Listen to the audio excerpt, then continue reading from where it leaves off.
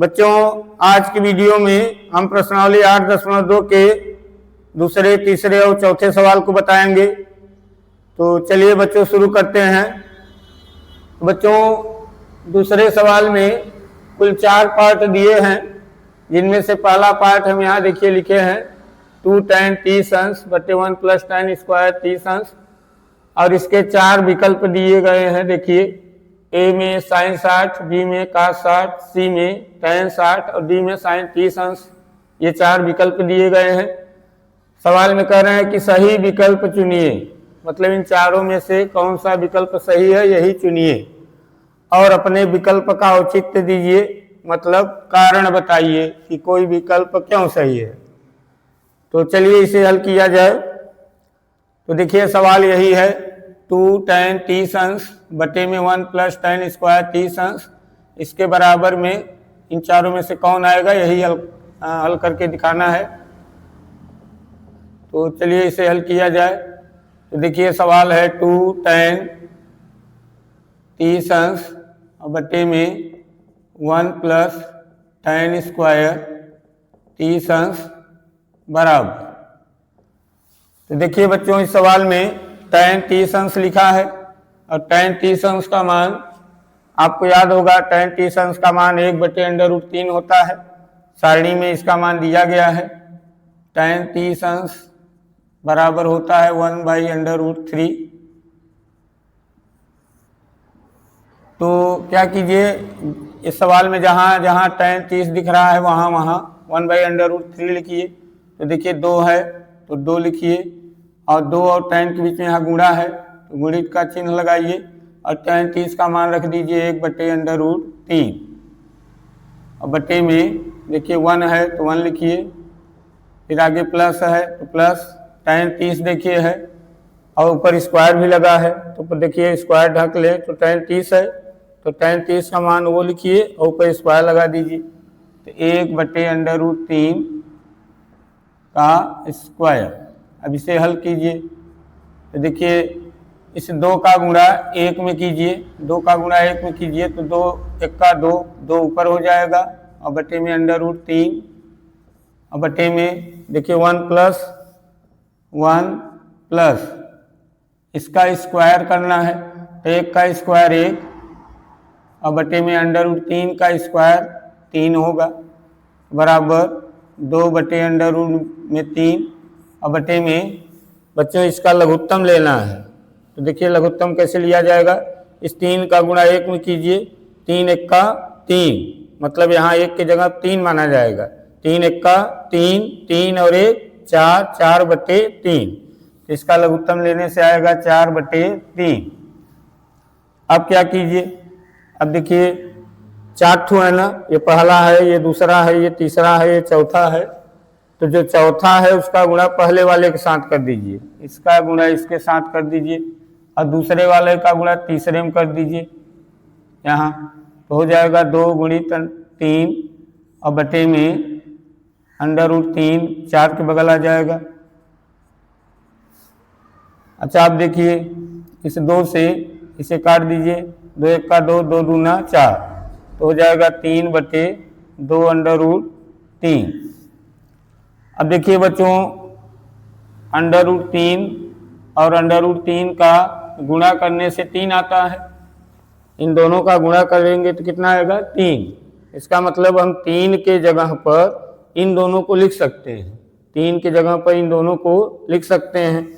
तो देखिए यहाँ 3 है, इस 3 की जगह यही दोनों लिख दीजिए। तो √3 गुणित √3 और बटे में 2/√3। तो देखिए 1/√3 से 1/√3 कट जाएगा, तो बचा √3/2। अब देखिए बच्चों √3/2 ये cos 30 अंश का मान भी होता है, और sin 60 अंश का मान भी होता है। ये जो √3/2 आया है ये cos 30 अंश का मान भी है और sin 60 अंश का मान भी है। तो अब हम यहाँ √3/2 हटा के, √3/2 यहाँ से हटा के इन दोनों में से किसी एक को लिख सकते हैं। तो चलिए अगर हम √3/2 हटा के ये लिख दें, ये वाला चलिए इसे हटा के हम cos 30 लिख दें ना। तो देखिए इन चारों में से, चारों विकल्पों में ये देखिए cos 30 दिखाई दे रहा है, नहीं दिख रहा है। इसका मतलब है कि √3/2 की जगह ये नहीं लिखना है ना। तो क्या कीजिए, इसे हटाइए। अब देखिए sin 60 का मान भी √3/2 होता है, तो इसके जगह पे ये लिख दीजिए। तो देखिए इसके जगह पे हम sin 60 लिख दे रहे हैं। तो अब देखिए sin 60 इन चारों विकल्पों में दिख रहा है। हाँ देखिए ए में है sin 60 ना। इसका मतलब बच्चों √3/2 की जगह sin 60 लिखा जाएगा, cos 30 नहीं लिखा जाएगा। cos 30 लिख देते तो विकल्प में नहीं मिलता, इसीलिए √3/2 की जगह क्या लिखना है, sin 60। तो देखिए विकल्प ए सही है, sin 60 यहाँ लिख सकते हैं। अतः विकल्प ए सही है, विकल्प ए सही है। इन चारों विकल्पों में से कौन सा सही है, ए। चलिए इसे नोट कर लीजिए।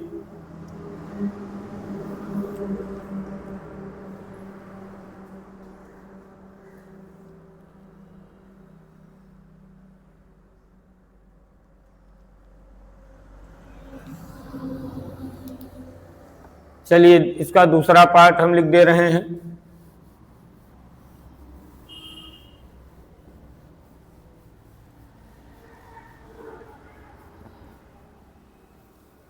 देखिए दूसरे पार्ट में है 1 - tan स्क्वायर 45 अंश, 1 - tan स्क्वायर 45 अंश बटे में 1 + tan स्क्वायर 45 अंश बराबर। देखिए विकल्प में ए वाले में दिए हैं tan 90 अंश, बी में दिए हैं 1 और सी में दिए हैं sin 45 अंश और डी में दिए हैं 0। चलिए इसे हल किया जाए, देखा जाए चारों में कौन विकल्प सही है। तो सवाल यही है बच्चों, इसी को हल करना है और इन चारों में से एक विकल्प सही चुनना है। तो सवाल को लिखा जाए। सवाल है 1 - tan स्क्वायर 45 अंश बटे में 1 + tan स्क्वायर 45 अंश। तो देखिए बच्चों इस सवाल में tan 45 अंश है, tan 45 अंश है और tan 45 अंश का मान हम लोग जानते हैं। tan 45 अंश का मान होता है 1। tan 45 अंश का मान कितना होता है, 1। इसमें जहाँ जहाँ tan 45 है वहाँ वहाँ 1 लिख दीजिए। तो देखिए 1 लिखिए, माइनस लगाइए, tan 45 अंश है, tan 45 यहाँ 1 लिखिए और ऊपर देखिए स्क्वायर है तो स्क्वायर लगाइए और बटे में 1 प्लस है तो 1 प्लस, यहाँ भी tan 45 है तो इसका मान 1 रखिए, ऊपर स्क्वायर लगाइए। तो देखिए 1 और -1 का स्क्वायर 1 और बटे में 1 और +1 का स्क्वायर 1। तो देखिए 1 में 1 घटाइए 0 और 1 में 1 जोड़िए 2। क्योंकि बच्चों अंश 0 है, अंश 0 है, इसलिए इस पूरा उत्तर क्या हो जाएगा, 0। यहाँ 0 लिखिए। अब देखिए ये 0 इन चारों विकल्पों में देखिए किस में है, डी में है। देखिए डी में 0 आ रहा है, इसका मतलब कौन सा विकल्प है, सही है, डी। अतः विकल्प डी सही है, इसका विकल्प डी सही है। नोट कर लीजिए इसे।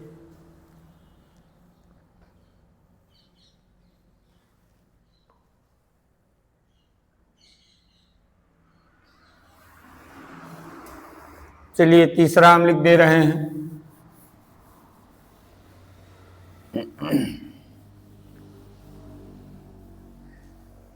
देखिए तीसरे में लिखा है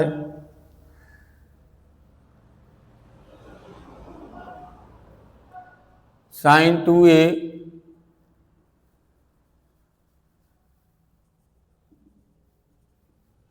बराबर 2 sin a, तब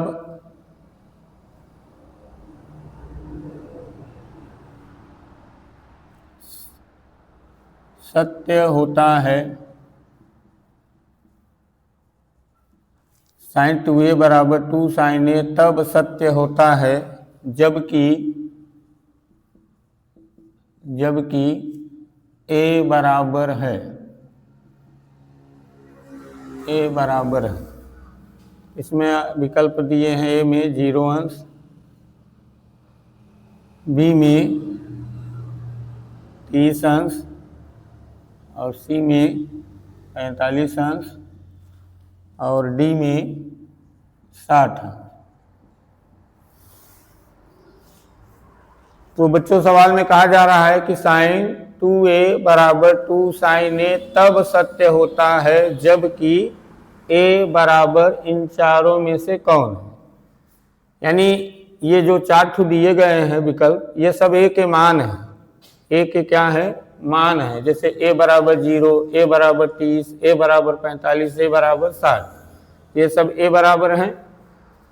तो क्या कीजिए, इस सवाल में ना, इस सवाल में जहाँ a है वहाँ एक बार 0 रखिए। इस सवाल में जहाँ a है वहाँ 0 रखिए और 0 रखकर देखिए कि बायां पक्ष दायां पक्ष बराबर आता है कि नहीं। अगर आ गया, अगर 0 a की जगह 0 रखने से बायां पक्ष और दायां पक्ष बराबर आ गया तो इसका मतलब a का मान यही सही है, यानी a के इसी मान के लिए क्या है, सत्य है। अगर नहीं आया तो इसमें a की जगह हम 30 लिखेंगे, a की जगह क्या लिखेंगे, 30, और फिर देखेंगे कि बायां पक्ष दायां पक्ष बराबर आया कि नहीं।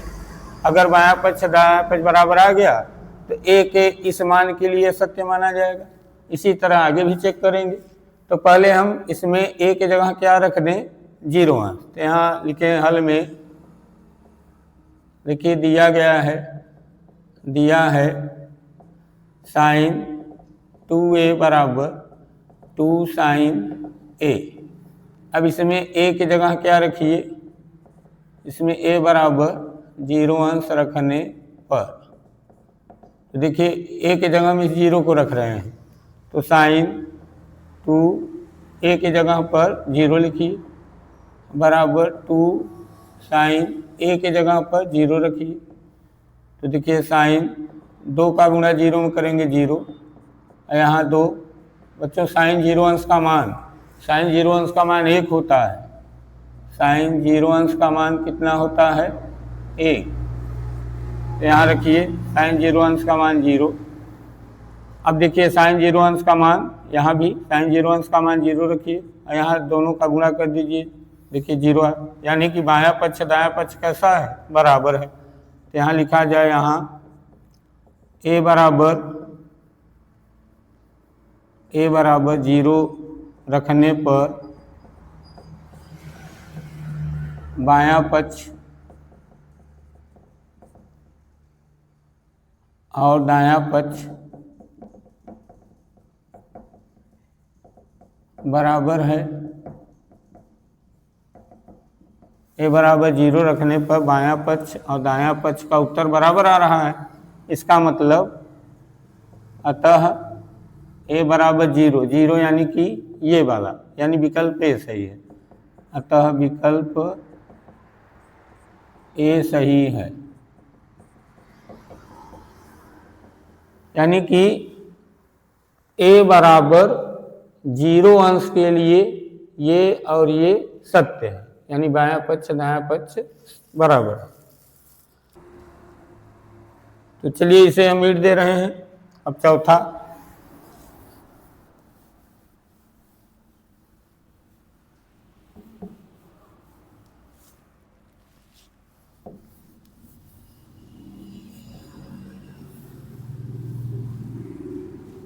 देखिए चौथे पार्ट में है 2 tan 30 अंश बटे में 1 प्लस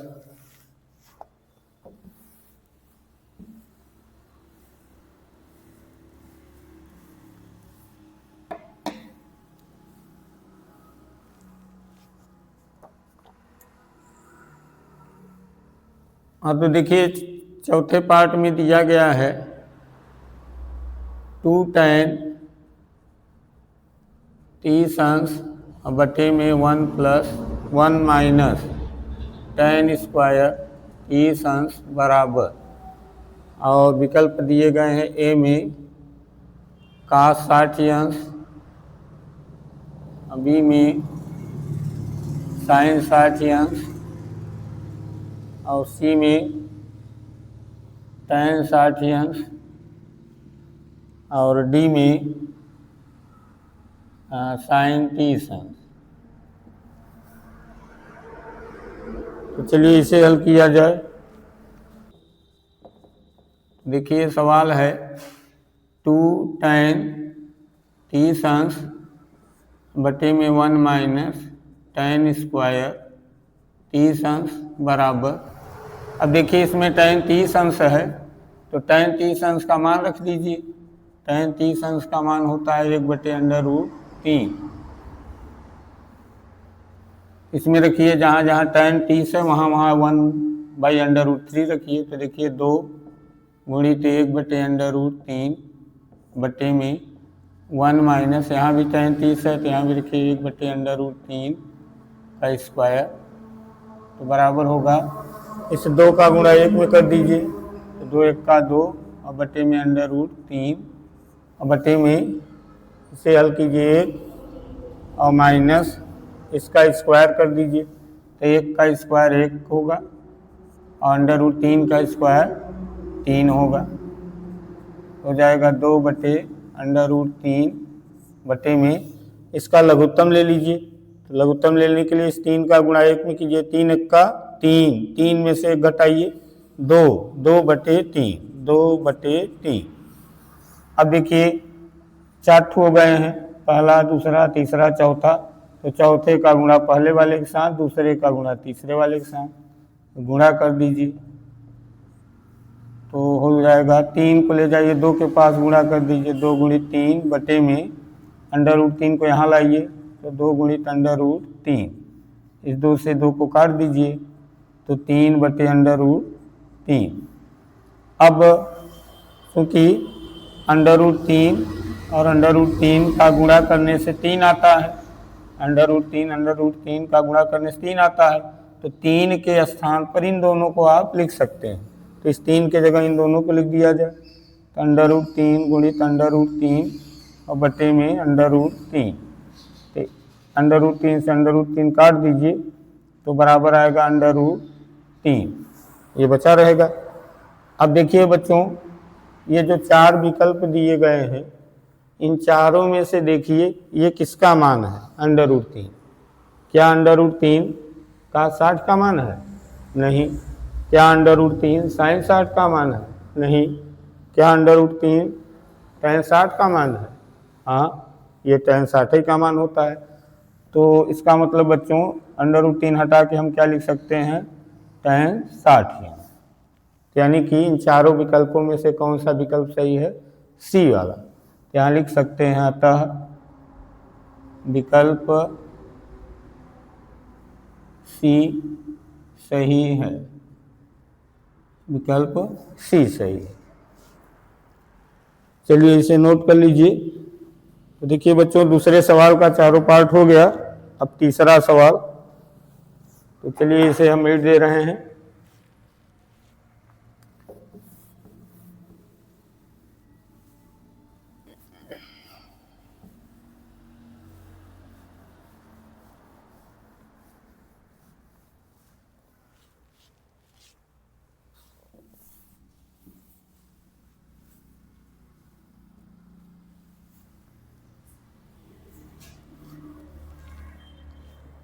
हाँ तो देखिए तीसरे सवाल में लिखा है यदि tan a + b बराबर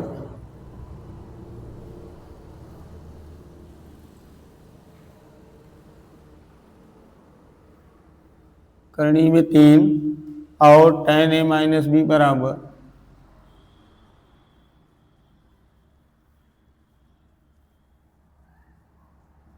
एक बटे करनी में 3 कामा 0 अंश less than a plus be less than बराबर 90 अंश कामा a greater than b।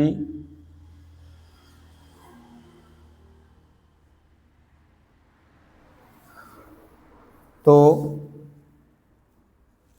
a और b का मान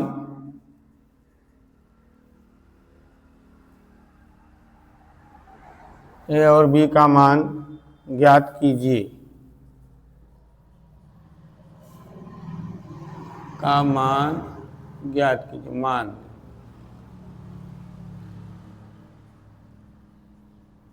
ज्ञात कीजिए। इस तरह का सवाल बच्चों एक तो उदाहरण में दिया गया है, उसे भी आप देख लीजिए, वो इम्पॉर्टेंट क्वेश्चन है और ये भी इम्पॉर्टेंट है, परीक्षा में आ सकता है ये या उदाहरण। तो चलिए इसे हल करते हैं। देखिए बच्चों, tan a प्लस बी बराबर √3 दिया गया है, tan a माइनस बी बराबर 1/√3 दिया गया है। तो पहले हम इसी को लिख रहे हैं। दिया है tan a प्लस बी बराबर √3। देखिए बच्चों, tan a प्लस बी बराबर √3 दिया गया है। तो हम लोग क्या करें कि जैसे बराबर चिन्ह के बाएं तरफ tan है, तो बराबर चिन्ह के दाहिने तरफ भी tan लाया जाए। देखिए बराबर चिन्ह के बाएं तरफ tan है, तो इधर भी क्या लाया जाए? tan। तो इधर tan लाने के लिए आप लोग पता कीजिए कि √3 tan कई अंश का मान होता है। √3 tan कई अंश का मान होता है। तो आपको पता होगा कि ये √3 tan 60 अंश का मान होता है। तो क्या कीजिए, इसे √3 हटा कर यहाँ tan 60 लिख दीजिए। तो यहाँ क्या लिख दिया जाए? tan 60। तो tan a प्लस b बराबर √3 हटा के क्या लिख दें? tan 60। यहाँ बता दीजिए, चूंकि tan 60 अंश बराबर होता है √3। अच्छा, अब देखिए बराबर चिन्ह के बाएं तरफ और बराबर चिन्ह के दाएं तरफ दोनों तरफ tan आ गया है। तो क्या कीजिए, दोनों तरफ से tan हटा दीजिए। दोनों तरफ से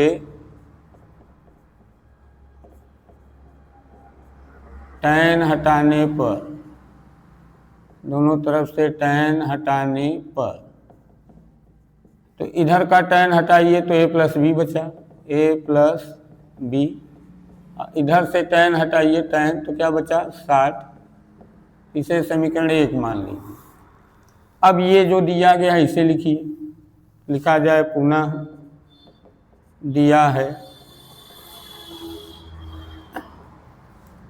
तो देखिए tan a माइनस बी बराबर दिया गया है, tan a माइनस बी बराबर 1/√3। अब जो चीज़ हम लोग यहाँ किए थे वही यहाँ कीजिए। देखिए बराबर के बाएं तरफ tan है, तो बराबर के दाहिने तरफ भी क्या लाइए? tan। तो पर यहाँ tan लाना है। तो यहाँ tan लाने के लिए पता कीजिए कि tan कितने अंश का मान ये होता है। तो देखिए tan 30 अंश का मान 1/√3 होता है। tan 30 अंश का मान 1/√3 होता है। तो क्या कीजिए, इसे हटा के इसके जगह पे क्या लिखिए? tan 30। तो लिखिए tan a माइनस बी बराबर, इसे हटा के tan 30 अंश लिखिए। यहाँ बता दीजिए, चूंकि tan 30 अंश बराबर होता है 1/√3। अच्छा देखिए, अब दोनों तरफ tan आ गया है, तो दोनों तरफ से tan हटा दीजिए। दोनों तरफ से tan हटाने पर, तो हटाइए, इधर का tan हटाएंगे तो a माइनस बी बचा, उधर से tan हटाएंगे तो 30 अंश बचा। ये समीकरण 2। अब क्या कीजिए, इस समीकरण 1 और समीकरण 2 को विलोपन विधि से हल कर दीजिए। समीकरण 1 और समीकरण 2 को विलोपन विधि से हल कर दीजिए। अगर विलोपन विधि आपको नहीं पता है तो इन दोनों समीकरणों को आपस में एक बार जोड़ दीजिए, एक बार घटा दीजिए। इन दोनों समीकरणों को आपस में एक बार जोड़ दीजिए, एक बार घटा दीजिए। तो चलिए हम वही विलोपन भी नहीं जोड़ घटा के दिखा दे रहे हैं। तो लिखा जाए समीकरण 1 और समीकरण 2 को जोड़ने पर जोड़ा जाए। अब जोड़ेंगे कैसे? तो समीकरण 1 का ये जो बायां पक्ष है ए प्लस बी, और समीकरण 2 का ये जो बायां पक्ष है माइनस बी, इसे और इसे इन दोनों को यानी कि बाएं पक्ष को अलग जोड़िए और दाहिने पक्ष को अलग जोड़िए। बाएं पक्ष को अलग और दाहिने पक्ष को अलग जोड़िए। तो देखिए इसका बायां पक्ष क्या है? ए प्लस बी। तो चलिए ए प्लस बी प्लस इसका देखिए इसका बायां पक्ष ए माइनस बी है, तो ए माइनस बी। देखिए अगर ध्यान से देखिए तो देखिए दोनों के बीच में प्लस लगा है, मतलब बायां पक्ष दोनों का समीकरण 1 और समीकरण 2 का बायां पक्ष आपस में जुड़ गया है। अब इसी तरह दाहिना पक्ष जोड़ी, इसका दाहिना पक्ष 60 और इसका दाहिना पक्ष 30। चलिए अब देखिए माइनस बी और प्लस बी, ये माइनस बी ये प्लस बी कट जाएगा, सेम चीज़ें हैं, विपरीत चिन्ह में कट जाएंगे। ए और ए जुड़ेगा तो 2a, यहाँ देखिए 60 30 90, ए बराबर देखिए 90/2 और 2 से काट दीजिए 45। ए बराबर कितना मिलेगा? 45। तो देखिए ए का उत्तर आ गया। अब बी का उत्तर चाहिए। देखिए वहाँ बताए हैं और बी का मान ज्ञात कीजिए। तो बी का उत्तर निकालने के लिए समीकरण 1 समीकरण 2 को घटा दीजिए। यहाँ लिखिए समीकरण 1 और समीकरण 2 को घटाने पर तो घटाइए। जैसे देखिए दोनों को जोड़ने के लिए क्या किए, दोनों का बायां पक्ष प्लस लगा दिए, जुड़ गया, और दोनों का दाहिना पक्ष भी जोड़ दिए, यानी बाएं पक्ष को अलग जोड़े हैं, दाहिने पक्ष को अलग। इसी तरह दोनों समीकरणों का बायां पक्ष अलग घटाइए, दाहिना पक्ष अलग घटाइए। तो देखिए इसका बायां पक्ष क्या है समीकरण 1 का? ए प्लस बी। चलिए ए प्लस बी घटाना है इसलिए माइनस लगाइए, और समीकरण 2 का बायां पक्ष देखिए माइनस बी, ए माइनस बी बराबर दाहिना पक्ष घटाइए 60 और 30 को घटाना है, 60 माइनस 30। चलिए यहाँ देखिए ए प्लस बी और माइनस का गुणा कीजिए, माइनस ए और माइनस माइनस प्लस बी बराबर 60 में 30 घटाइए 30। अब देखिए यहाँ ए से ए कट जाएगा और बी प्लस में है, जुड़ जाएंगे तो 2b और बराबर 30। तो b बराबर 30/2 और 2 से काट दीजिए 15 अंश, तो b बराबर 15। तो a और b का मान क्या है? b का मान क्या है? 15 अंश, और a का मान देखिए कितना आया है? 45। तो यही a और b के मान है। अच्छा देखिए यहाँ बता रहे थे, यहाँ कह रहे थे कि a ग्रेटर देन b, मतलब a का मान बड़ा रहे b का मान छोटा रहे, a का मान बड़ा रहे b का मान छोटा रहे। तो देखिए a का मान बड़ा आया है और b का मान छोटा आया है। a का मान 45 है, b का मान 15, यानी a का मान बड़ा है b का मान छोटा है। और यहाँ देखिए कह रहे हैं कि a प्लस बी का उत्तर 0 अंश से बड़ा होना चाहिए। a प्लस बी का उत्तर 0 से बड़ा होना चाहिए। तो क्या कीजिए, पहले a प्लस बी निकालिए। a प्लस बी, a का मान देखिए 45 अंश है और b का मान देखिए 15 है। जोड़िए दोनों को, 5 5 10, 4 1 5 1 6, यानी बच्चों ये जो 60 आया है वो a प्लस बी का उत्तर है। तो 60 आया है वो a प्लस बी का उत्तर है, यानी a प्लस बी का उत्तर कितना आया है? 60। तो यहाँ कह रहे थे a प्लस बी का उत्तर जो आए वो 0 से बड़ा हो। तो देखिए a प्लस बी का जो उत्तर आया वो 0 से बड़ा है।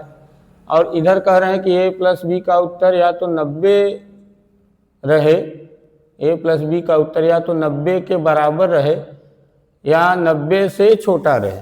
a प्लस बी का उत्तर 90 के बराबर रहे या 90 से छोटा रहे। a प्लस बी का उत्तर देखिए 90 तो नहीं आ रहा है, लेकिन 90 से छोटा आ रहा है। यानी यहाँ जो कंडीशन दिए गए थे वो सब कंडीशन सत्य हो रहे हैं। इसका मतलब ए का मान और बी का मान जो आया है वो सही है। तो चलिए इसे नोट कर लीजिए।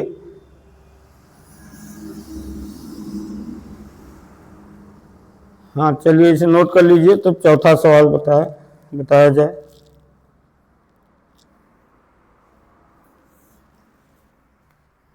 चलिए इसे मिट दे रहे हैं।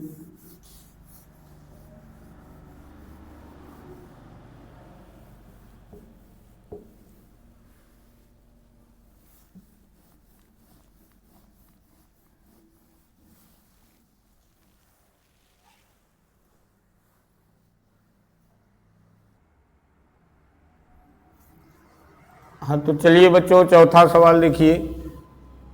चौथे में लिखा है बताइए कि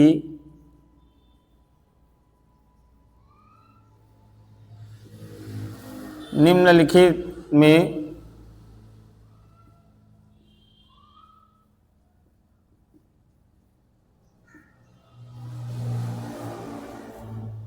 कौन कौन कथन सत्य हैं, कौन कौन सत्य हैं।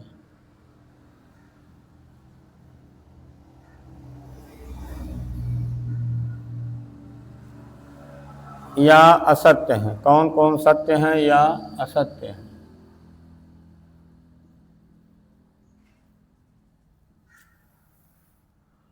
कारण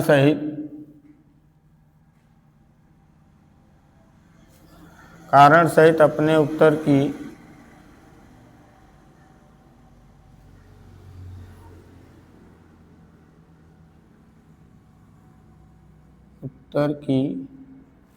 पुष्टि कीजिए।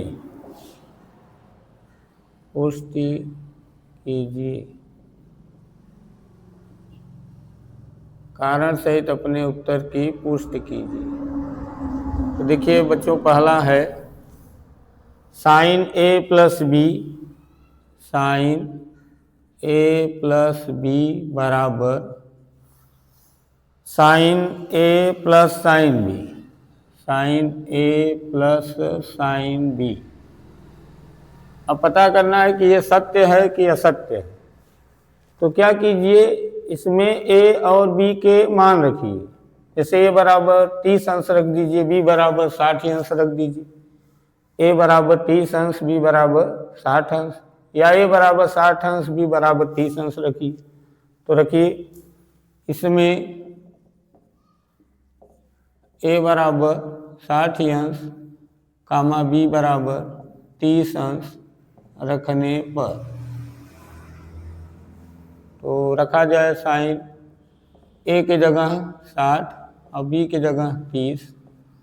और यहाँ भी देखिए ए के जगह 60 और प्लस बी के जगह 30। अच्छा इसे हल कीजिए तो साइन 60 में 30 जोड़िए 90 अंश। यहाँ साइन 60 का मान रखिए √3/2 और साइन 30 का मान 1/2।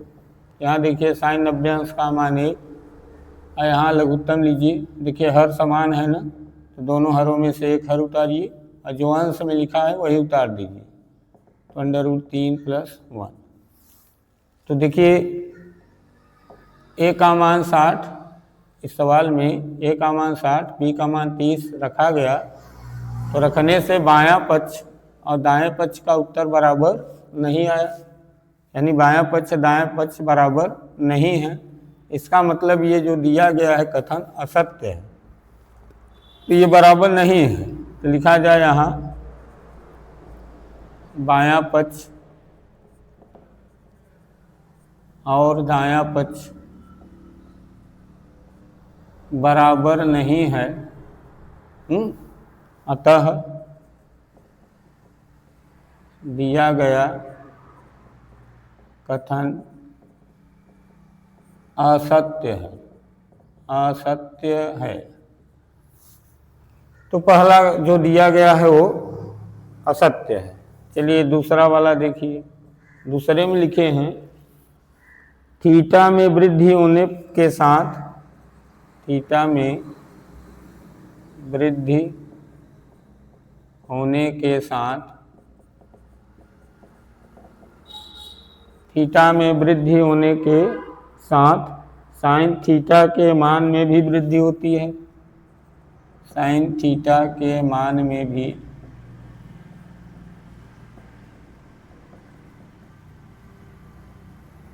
वृद्धि होती है।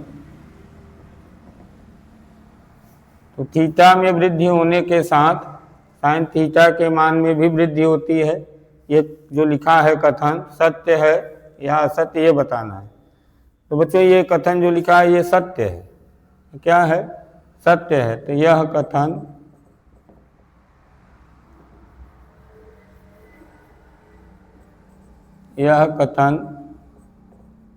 सत्य है क्योंकि अब क्यों सत्य है? तो इसके लिए आप सारणी को ध्यान से देखिए। क्योंकि देखिए सारणी में यहाँ हम लिख दे रहे हैं, तब सारणी बना रहे हैं। क्योंकि सारणी में थीटा के बढ़ने पर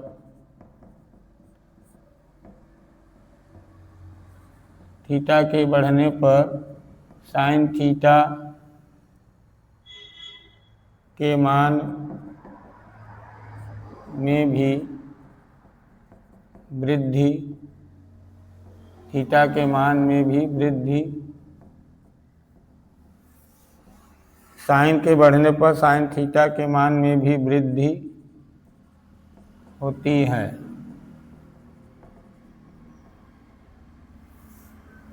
क्योंकि सारणी में साइन थीटा के बढ़ने पर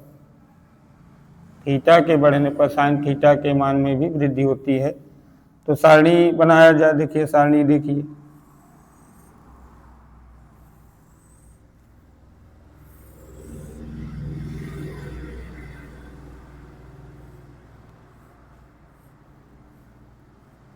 देखिए थीटा है 0 अंश, 30 अंश, 45 अंश, 60 अंश और 90 अंश। और साइन का मान देखिए, साइन यहाँ लिखे हैं साइन, तो साइन 0 का मान 0, साइन 30 का मान 1/2, साइन 45 का मान 1/√2, साइन 60 का मान √3/2, साइन 90 का मान 1। तो ध्यान से देखिए थीटा ये सब हैं, ये जो कोण लिखे हैं ये सब थीटा है। तो ध्यान से देखिए थीटा का मान बढ़ रहा है। देखिए यहाँ 0 है, यहाँ 30 है, यहाँ 45 है, यहाँ 60 है, यहाँ 90 है। इसका मतलब थीटा का मान बढ़ता जा रहा है। तो साइन का मान भी देखिए, साइन का मान यहाँ 0 है और वहाँ देखिए 1 है।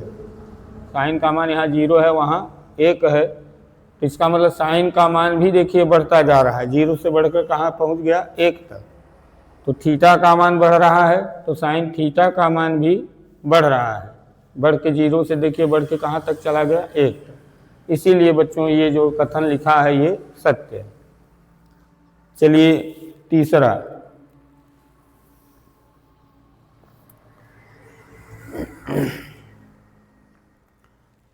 बच्चों देखिए इसी तरह का है। देखिए तीसरे में लिखा है थीटा में वृद्धि होने के साथ, थीटा में वृद्धि होने के साथ, थीटा में वृद्धि होने के साथ कास थीटा के मान में भी, कास थीटा के मान में भी, कास थीटा के मान में भी वृद्धि होती है, वृद्धि होती है। ये सही है कि नहीं है? तो देखिए बच्चों ये सही नहीं है। अभी सारणी में देखिए, सारणी में इन सब कोणों का मान देखिए तो आपको पता चलेगा कि साइन कास का मान थीटा के बढ़ने पर कास का मान बढ़ता नहीं है बल्कि घटता है। तो यह कथन असत्य है, असत्य है क्योंकि सारणी में थीटा के बढ़ने पर कास थीटा के मान में cos थीटा के मान में वृद्धि नहीं होती है, cos थीटा के मान में वृद्धि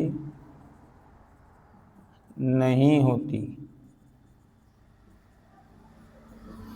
थीटा के बढ़ने पर cos थीटा के मान में वृद्धि नहीं होती। देखिए हम यहाँ बना के दिखा दे रहे हैं। यहाँ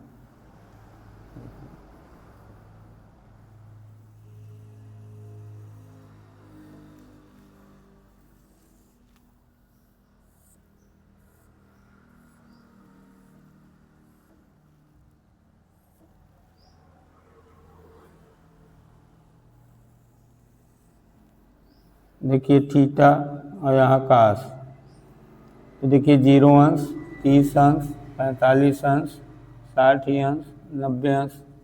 ध्यान से देखिए थीटा का मान तो बढ़ रहा है, थीटा का मान बढ़ रहा है। देखिए 0 के बाद 30, 30 के बाद 45, 45 60, 60 के बाद 90, यानी थीटा का मान बढ़ रहा है। तो cos थीटा का मान देखिए 1/√3/2 और 1/√3 नहीं 2, cos 60 का मान 1/2, यहाँ 0। तो देखिए cos का मान 1 से शुरू हुआ 0 तक चला गया, 1 से शुरू हुआ लेकिन अंत में क्या हो गया 0। इसका मतलब cos का मान घट रहा है, 1 से घटकर कहाँ तक चला गया 0। इसका मतलब cos का मान घट रहा है, लेकिन देखिए थीटा बढ़ रहा है। तो थीटा के बढ़ने पर cos थीटा का मान बढ़ता नहीं है बल्कि घटता है। तो वही हम लिखे हैं कि थीटा के बढ़ने पर cos थीटा के मान में वृद्धि नहीं होती। ये तीसरा है।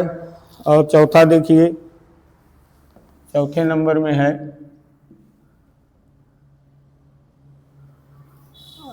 थीटा के सभी मानों पर, थीटा के सभी मानों पर, थीटा के सभी मानों पर साइन थीटा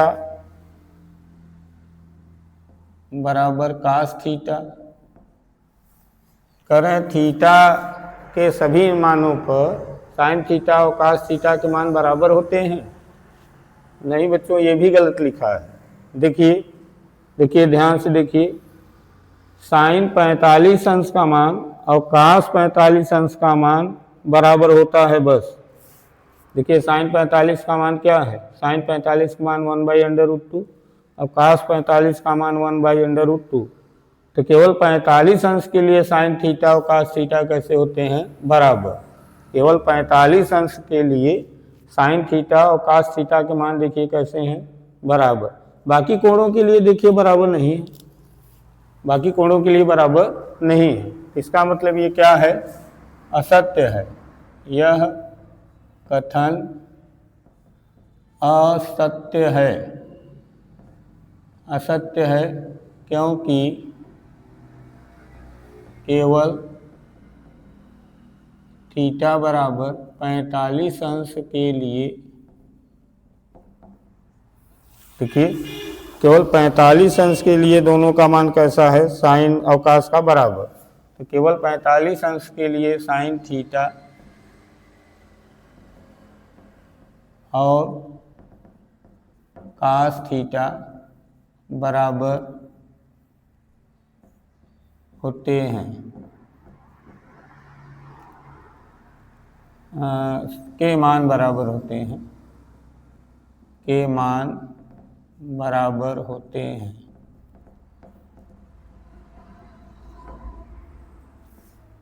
चलिए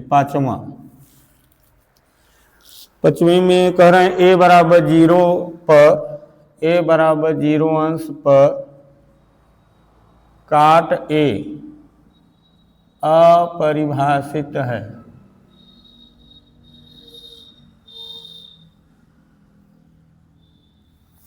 तो मतलब ये कह रहे हैं कि a के जगह a बराबर कितना लिए दिए हैं 0 अंश, a बराबर 0 अंश, मतलब यहाँ a हटा के क्या रख दीजिए 0, a हटा के क्या लिखिए 0। तो यहाँ 0 हो जाएगा, तो काट 0 अंश, काट 0 अंश का मान क्या होता है, काट 0 अंश का मान पता कीजिए। काट 0 अंश, देखिए tan 0 का मान और tan 90 का मान अनंत होता है, ना, तो काट 0 अंश का मान क्या होगा? अनंत। ठीक, तो अनंत को ही क्या कहते हैं? अपरिभाषित। अनंत को ही क्या कहते हैं? अपरिभाषित। इसका मतलब ये बराबर 0 अंश पर काट एक ऐसा है अपरिभाषित। इसका मतलब यह कथन सत्य है। यह कथन सत्य है क्योंकि काट 0 अंश बराबर होता है अनंत, यानी कि अपरिभाषित होता है। अनंत का मतलब अपरिभाषित, तो कथन सत्य है ये बच्चों, यही है 5वां। तो